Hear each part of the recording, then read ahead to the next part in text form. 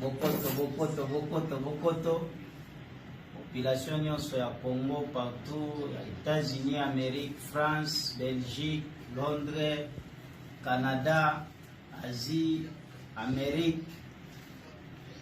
Biso tozali awa ngayo Ibrahim Kabila mutu bautaki ko aleve ne nasengi na Nzambe merci mingi ndenge ya protéger biso ya mibale président de la République Fati Beton atelemeli peza makambo oyo asidiki mabe alobi bozolandela justice ndenge esengeli te nalingi mwana wana azala libéré aza congolais aza na droit ya koreklame makambo na ye bolandela justice ndenge esengeli.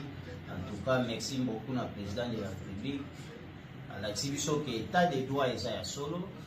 Nalingi bino nyonso bakongolais bozala kimia boyebaki naza déjà libéré awa na à partir ya 23h30 comme ça nazalaki libéré awa naza na ndako na nga na vandi mais la lutte continue. Kombo ya mzee kokufa te, kombo ya mzee kotikala CCC ko biso toza bana na mzee eza ya lokuta te eza ya solo et puis to continuer toujours ko réclamer mort ya papa na biso justice esalema et puis ndenge toza boye oyo amoni ke aza mwana na mzee eswe aye tosali test ADN tosali et puis toyebi soki aza ndeko na biso tokoyamba ye mais eza te ya kotindelaka batu na nzela o bokende tozokende na okinga kati bokenanga kinga kati kosala nini.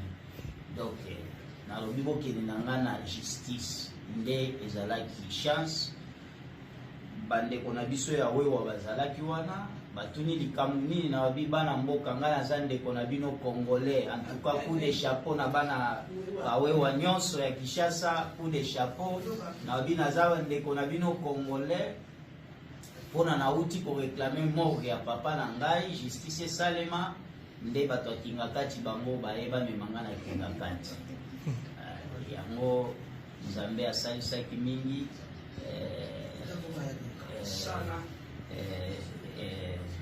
bomoni na makambo nyonso toyeko bima. Fati Beton président peza olakisi ke oza moto ya justice atindi bato baye mpe major baye kolongola nga na mosala oyo.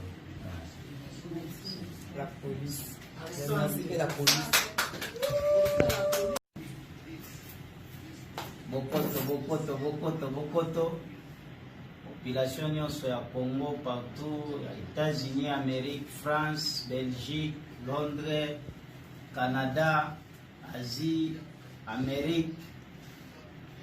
Biso tozali awa ngayo Ibrahim Kabila mutu bautaki ko aleve ne nasengi na Nzambe merci mingi ndenge ya protéger biso ya mibale président de la République Fati Beton atelemeli peza makambo oyo asidiki mabe alobi bozolandela justice ndenge esengeli te nalingi mwana wana azala libéré aza congolais aza na droit ya koreklame makambo na ye bolandela justice ndenge esengeli. En tout cas merci beaucoup na président de la République alakisi biso ke état de droit eza ya solo. Nalingi bino nyonso bakongolais bozala kimia boyebaki naza déjà libéré awa na à partir ya 23h30 comme ça nazalaki libéré awa naza na ndako na nga na vandi mais la lutte continue.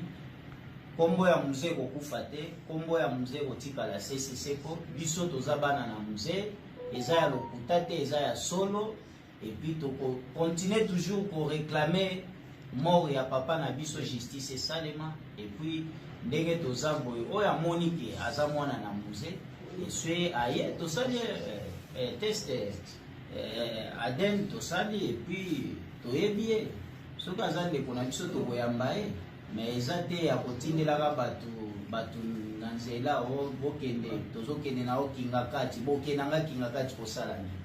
Donc nalobi bokende na nga na justice nde ezalaki chance bandeko na biso ya wewa bazalaki wana batuni likambo nini na babi bana mboka nga naza ndeko na bino congolais. En tout cas coup de chapeau na bana bawewa nyonso ya Kinshasa, coup de chapeau na babi naza ndeko na bino congolais. Pona nauti ko réclamer mort ya papa na ngai justice salema nde bato akinga kati bango bayeba memanga na kinga kati. Yango Nzambe asalisaki mingi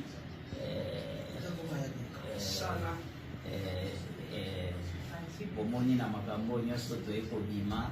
Fati Beton président peza olaksike oza mutu ya justice atindi bato baye pe major baye kolongola nga na mosala oyo. La police. La police.